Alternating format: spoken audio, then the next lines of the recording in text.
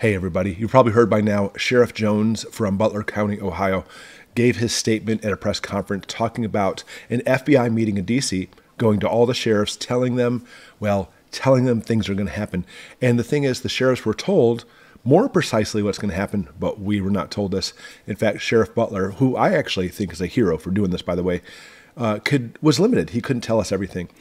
But we can read between the lines. And when it comes to his conference, and this is how this video might be different from what you've watched before, I'm going to go through five things that are probably overlooked by most people, and giving us tangible things that literally we must watch out for and be ready for because something is coming. Okay, bullet point number one. He talked about how there are people from 160 different countries in the United States. And he talked about, maybe not specifically, that practically, a lot of these, if not all of them, are our enemies. And of course, we know the open borders. Southern border's been open, but now there's even news that the northern border, people have been pouring across there. We're talking about millions, I want to be clear, millions of people illegally coming in the United States. And many of these, end of story, flat out period, are our enemies. And we have to be ready for this. Now, he said very clearly, it's not a matter of if, but it's a matter of when. Again, this comes from the FBI to him, to the sheriffs coming to us.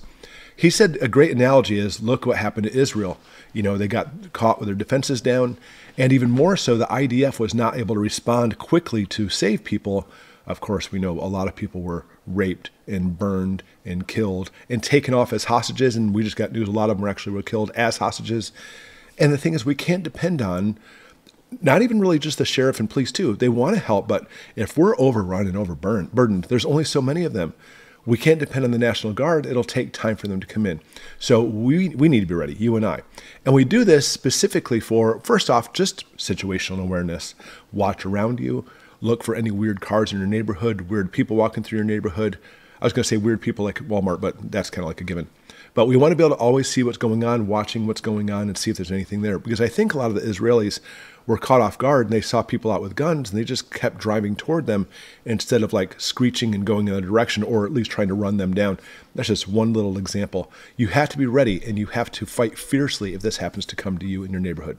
In the meantime, obviously, keep your house door locked, chained. Listen, that's not going to stop them. It's just going to slow them down. But you need to be armed and ready for them in case they do come to your house. Again, but situational awareness is probably one of the biggest things, looking for people who are really don't belong. That's the best way to put it. All those little spidey senses you have where the hairs on your neck stand up, you need to pay attention to that and be ready. Because we are going to be overrun and overburdened, especially in specific areas, so be ready for that. All right, number two, cyber attacks. Now, the cyber attacks, we get attacked all the time in the United States, but he said it's not necessarily across the nation, but locally. And sure enough, even today in the news, there's actually this article where the U.S. and allies kick Russian hackers off of home routers, FBI says. And if you read further in the article, it's not just home routers, but small businesses too. But that's frightening because we're not talking about them trying to attack military, which they do, large businesses, corporations, government, which they do. This is trying to attack you and I. And they're trying to cause chaos and cause problems in the United States. So their ultimate goal is for us to collapse within. Maybe that's one of the things they were talking about in this, and that's why he talked about cyber attacks. He said that Russia and China continuously attacks. In fact, even just in his small county of Butler County in Ohio, and I'm not downplaying his county, but that's just one county out of over 3,300 across the United States, they're being attacked 5 times a day.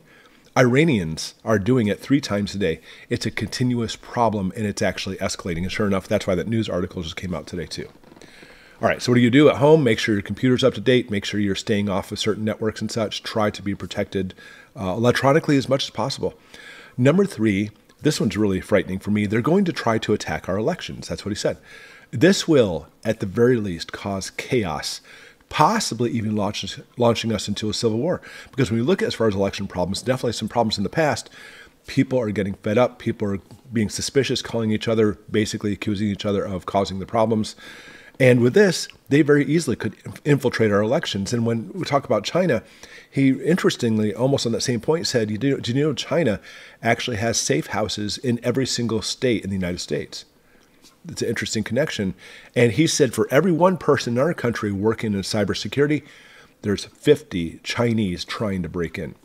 So another thing you look at as far as cybersecurity, of course, even not just our elections, but if our grid happens to be compromised or go down, Again, we've talked about this before. It's chaos. Okay, now the last two are very practical. Number 4, here's what he said he's doing. This really rings in my ear because think about this. Ready? As a doctor, I would love to tell you, you should do this. But there's liabilities that come into play. First off, I'm not licensed anymore. If you didn't know, I got a brain injury years ago. But even more so, I don't know your specific case, and I don't know if you're actually able to handle these medical situations on your own. So I'm always very careful, and I can never tell you what to do, medically speaking. I always say, if it's for me, this is what I do.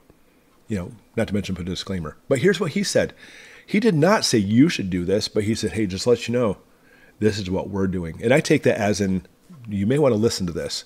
He said that, for example, in every single police car, they're going to make sure they have one rifle in there.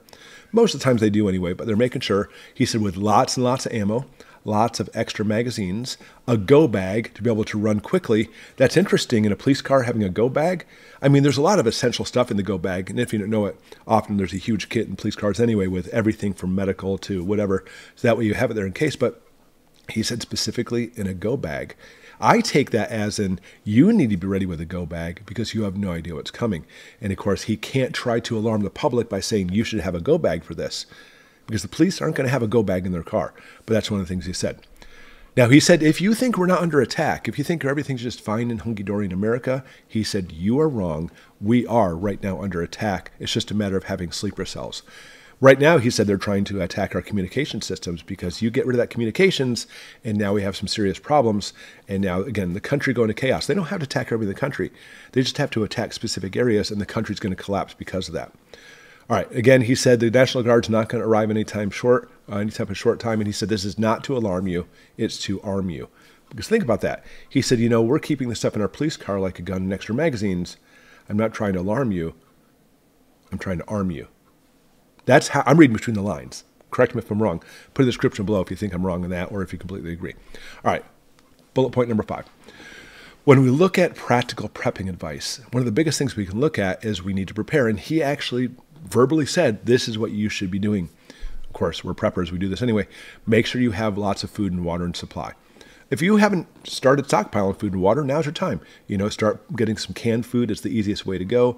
Get some jugs of water, not the cheap dollar jugs, you get from Walmart. Those things will rupture easy. But, try to get like a big 55-gallon drum if you can, or some more thicker, some different totes for water. Get a solar charging device, he said, which again makes me think power grid, because the power grid is especially vulnerable right now. And we want to make sure that we have something at least to keep your phones going for communication.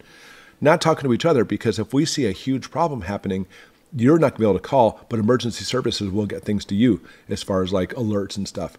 So I would recommend you have some kind of solar generator. At the very least, have a little tiny solar charger. I'll put a link for a couple below if that's what you're looking for. But have some kind of device that you can actually use the sun to charge up your devices so you can always stay in communication. And then he said not only stockpile food, but have food that you can quickly prepare. And that's important too. I think canned food's the best thing. I talk about it all the time. It popped open, it's ready to go. You can even heat it in the can. Not super hot, but you can get it warm in the can. Or you can get freeze-dry food and add water, a little bit more pricey. But have quick foods because you may need to be able to react quickly to whatever's happening.